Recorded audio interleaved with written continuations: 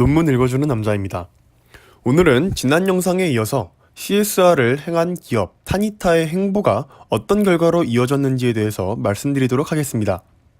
지난 영상에서는 타니타가 직원들의 건강을 위해서 어떻게 식단을 조절했고 그 외에 어떤 요소를 배치함으로써 직원들의 건강을 도모했고 실제로 직원들에게는 어떤 변화가 생겼는지에 대해서 말씀을 드렸습니다.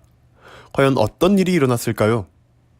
실제로 건강이 아주 좋아졌다라는 직원들이 속출하면서 2009년 일본의 방송사 NHK는 타니타의 이런 행보에 대해서 방송을 합니다.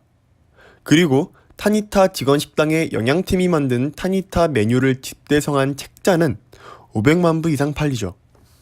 이는 2010년 무라카미 하루키의 IQ 84를 누르고 종합 베스트셀러 1위를 차지한 기록이었습니다. 2012년 1월에는 타니타 본사 구내식당 외에도 먹을 수 있는 장소를 제공해달라는 열화와도 같은 요청에 따라서 마루노우치의 타니타 식당이라는 레스토랑을 오픈하기도 합니다. 직원 식당에서 일반 식당으로 변화한 것이죠. 타니타 식단의 나비 효과는 여기에서 그치지 않습니다. 직원들의 건강을 위해서 식단을 조절한다는 기업의 책임을 다하기 위해 시작한 타니타는 2012년 6월에는 동일본 관동병원에도 식당을 개설하게 되고요. 2014년에는 영화 체지방계 타니타의 사원식당이라는 영화를 제작하기도 합니다.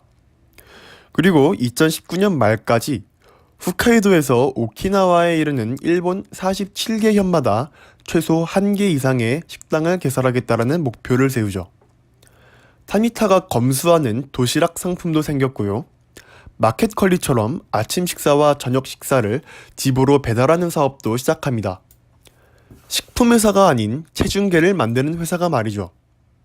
즉, 여기에서 타니타는 체중계를 만드는 기업에서 식사, 운동, 휴식, 질병 등 건강과 관련된 모든 것을 측정하는 종합 헬스케어 회사로 변모했다라는 것입니다. 이 모든 것을 가능하게 한 타니타 사장의 생각은 과연 어떠했을까요? 1983년 타니타는 라이터, 토스터, 체중계를 만드는 회사였고 적자 구조였습니다.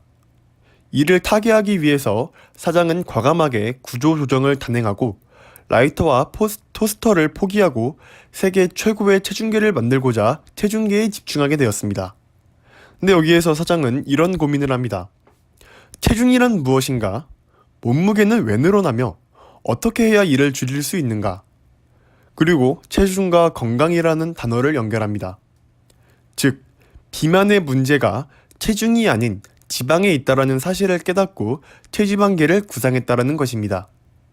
그리고 나서 체중을 측정한다 해서 건강을 측정한다로 개념을 확장하면서 영양 섭취라는 단어를 연결시킨 것이죠. 그리고 운동, 영양 섭취, 휴양이라는 세 가지 키워드를 갖게 되었습니다. 여기에서 멈추지 않고 종업원의 건강을 생각했죠. 그리고 타니타와 영양사 팀의 노력은 하루 한 끼 구내식당만으로도 21kg 감량이라는 신화를 만들어냅니다. 종업원을 넘어서 사회 구성원 모두의 건강까지 생각하는 이런 마음이 내부 자료를 모아서 책으로 출간하는 아이디어를 이끌어냈고 바로 여기에서 기업의 사회적 책임을 찾아볼 수 있는 대목이 되지 않을까라는 생각이 듭니다. 그리고 사회 구성원 모두의 건강까지 생각하는 마음에서 나온 내부 자료를 모아 책으로 출간하는 아이디어는 결국 베스트셀러로 선정된다라는 기업의 직접적인 이윤 추구와도 밀접한 관련을 맺게 되죠. 만약에 타니타의 사장이 손익계산서상의 이익만을 추구했다라면 어떻게 되었을까요?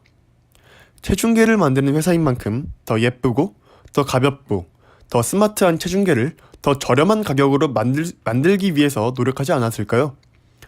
4차 산업혁명이 유행인 이 시점에서 센서가 부착된 체중계를 만드는 데 혈안이 되어 있지 않았을까요? 하지만 타니타의 사장은 회사의 존재 이유를 고민한 것입니다.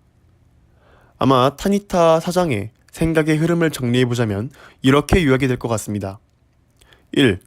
우리 회사는 무엇을 하는 회사인가? 체중계를 만드는 회사이다.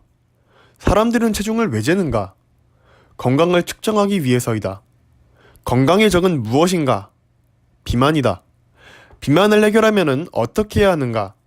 체지방을 잡아야 한다. 체지방을 줄이려면 어떻게 해야 하는가? 운동 못지않게 식생활을 관리해야 한다. 이익을 넘어 회사의 존재 이유를 고민했더니 새로운 사업 기회가 나타났고 기업의 이익으로 연결된 것입니다. 사회에 큰 기여를 한 것은 두말하면 입이 아프죠. 결론부터 말하자면 사회에 기여함으로써 장기적인 안정성의 확보와 새로운 사업 기회를 타니타는 발굴했던 것입니다. 기존에 없었던 비즈니스 모델도 만들었던 것이죠. 이런 사례가 우리의 눈에 잘 띄지 않는 것은 아직 우리나라 기업의 안목이 아직 넓지는 않아서 그런 게 아닐까라는 생각이 듭니다. 논문 읽어주는 남자 CSR의 사례 첫 번째 기업 타니타에 대한 영상 이렇게 정리해 보도록 하겠습니다. 다음 영상에서는 더 알찬 컨텐츠로 찾아뵙도록 하겠습니다. 논문 읽어주는 남자였습니다.